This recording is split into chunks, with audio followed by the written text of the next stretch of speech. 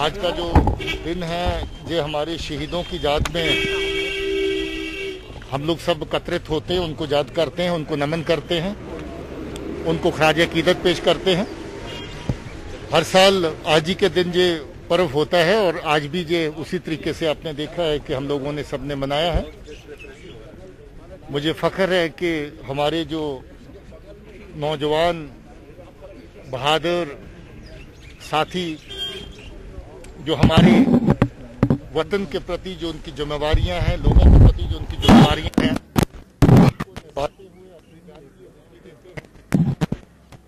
और अपने जो मुल्क के लिए, उसकी सलामती के लिए हमेशा ये जज्बा हमारे जो सर्विंग पुलिस ऑफिसर और बाकी जो हमारे फोर्सेस के लोग हैं वो रखते हैं कि हम अपने लोगों और वतन के लिए हर मुश्किल का, हर चुनौती का सामना करें। तो मैं फिर से नमन करता हूँ अपने उन शहीद साथियों को, नमन करता हूँ उन शहीद साथियों के परिवारों को और आभारी हूँ, शाबाशी कहना चाहता हूँ अपने सर्विंग पुलिस ऑफिसर्स और जवानों को जो अपने आराम की, चैन की परवाह न किए बगैर, अपनी जान की परवाह न किए बगैर अपना काम बखूबी निभा रहे हैं। सर टारगेट बनाया जा रहा है, जो भी घर जा रहे हैं किसी पे होता है, कोई यहाँ घर में होता है तो उनको टारगेट बनाया जा रहा है। देखिए, यही एक हरकत है जो बिल्कुल नापाक इरादे जो दुश्मन के हैं उनको जाहिर करती है। ऐसी सूरत में जहां कोई वर्दीधारी, कोई ऑफिसर अपने घर में अपने परिवारजनों को अपनी जिम्मेवारी निभाने के बाद मिलने के लिए जाता है और उसको निशाना बनाया जाता है, इसका जवाब तो बराबर दिया जाएगा, मगर ये बहुत, मैं कहूँगा कि नापाक हरकत है, गलत हरकत है, जो इस तरह से जो अपनी जिम्मेवारियां हमारे पुलिस कर्मियों की अपने परिवार के प्रति हैं, अपने फैमिली के प्रति हैं, उनको निभाने के लिए जाते हैं और उनको निशाना बनाते हैं। लोग हमारे साथ हैं।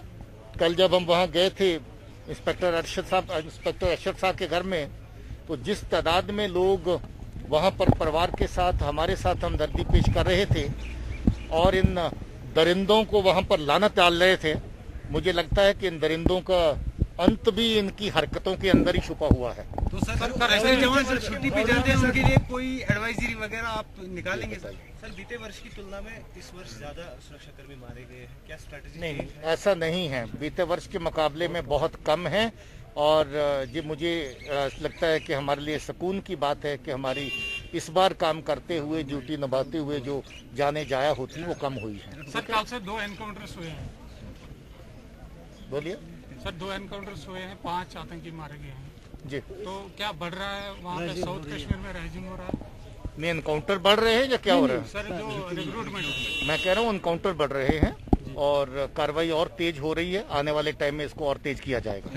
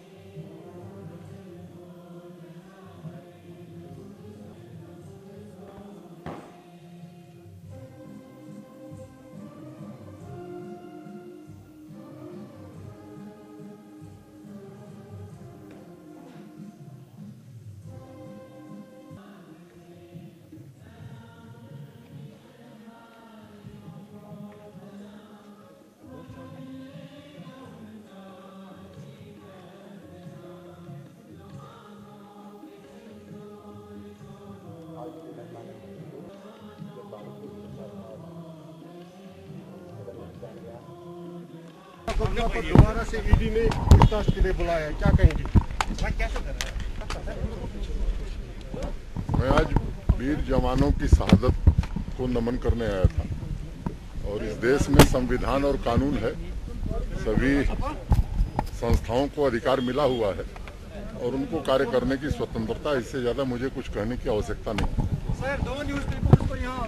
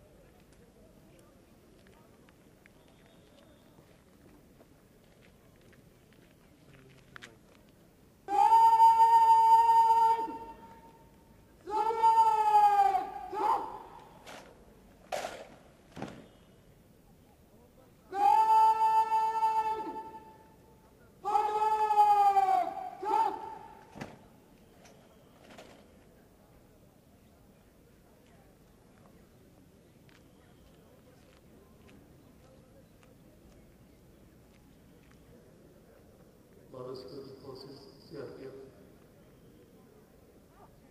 SSB, हम यहाँ पर तशरीफ फरमा जम्मू कश्मीर पुलिस के आला हुकाम, सिक्योरिटी फोर्सेस के महकमे जात जिनका दस्ताउन हमारे साथ, जिन्होंने अपना दस्ताउन पेश किया है आज की इस तकरीब को मुनक़्क़िद करने के सिलसिले में पुलिस, शोहदा और दीगर सिक्योरिटी फोर्सेस के महकमा जात से वाबस्ता शहीदों की सेकेंड कमान superintendent of police Surendra Kumar Chaudhary साहब, डिप्टी कमांडर नवी बटालियन, उन्होंने 17वीं बटालियन के तफवीज़ किया। उनके हाथों से बॉर्डर सिक्योरिटी फोर्सेस की तर्जमानी करता हुआ उनका कंटिंजेंट डिजास्टर मैनेजमेंट और एक मखसूस रीफलिंग पार्टी, उनके अलावा बुगलर्स, लांसर्स, स्टिक आर्टिलरी।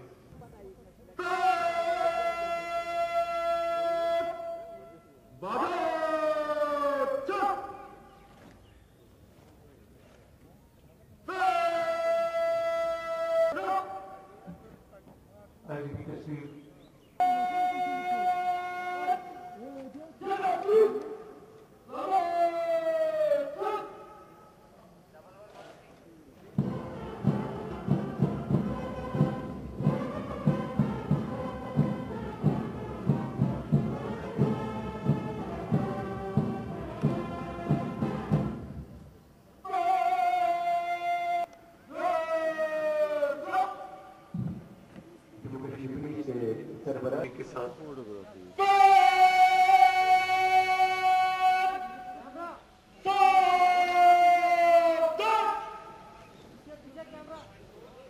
आज की इस तकरीब के मेहमानी खुसूसी जम्मू कश्मीर के honourable lieutenant governor Shri Manoj Sinha साहब यहाँ पर तशरीफ आवर हो चुके हैं।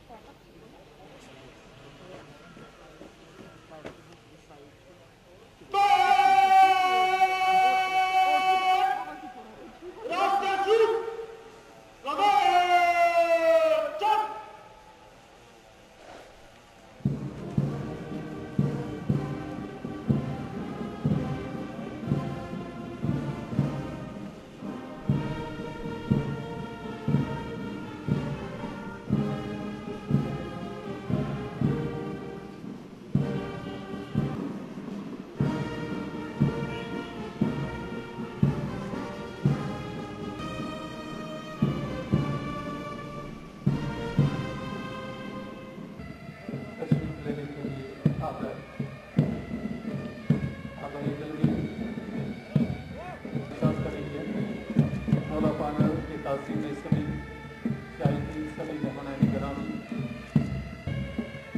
दरख्वास्त है मीडिया से वाबस्ता हमारी साथी से वो रोला खाना पार्टी को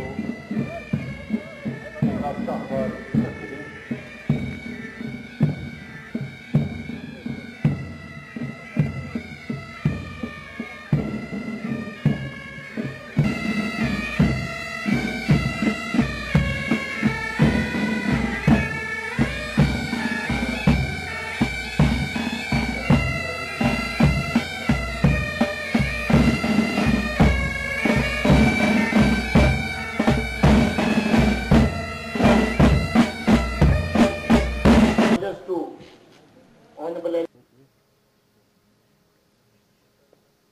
बाकी हमारे सभी साथी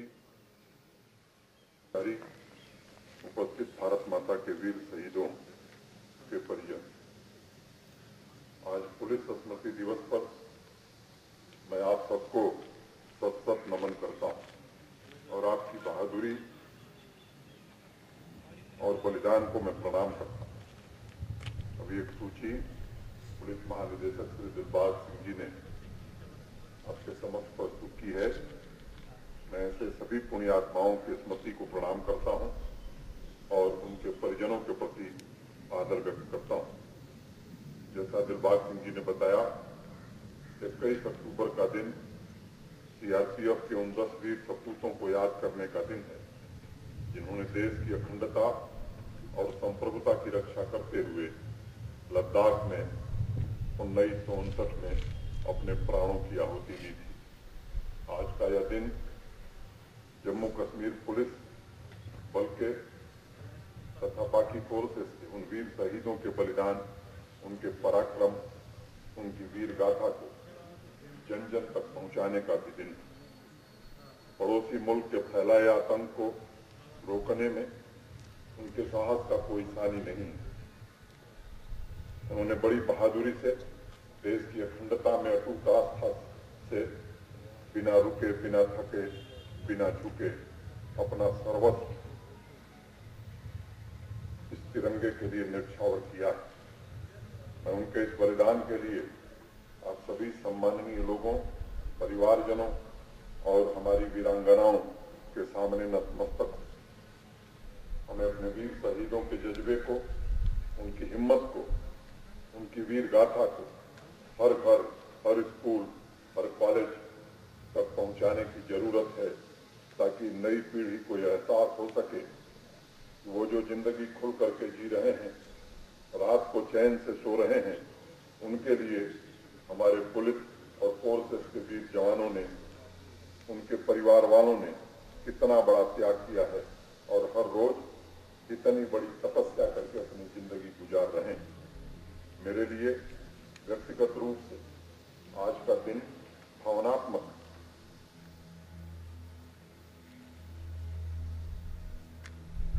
जब लिस्ट पढ़ी जा रही थी, मैं सोच रहा था कि कर्तव्य पथ पर इतना साहसिक हौसला, इतना बड़ा जिगर लेकर देश के दुश्मनों से भर जाने के लिए हर पल तैयार हमारे वीर जवान और उनके परिवार वाले क्या क्या नहीं सहते।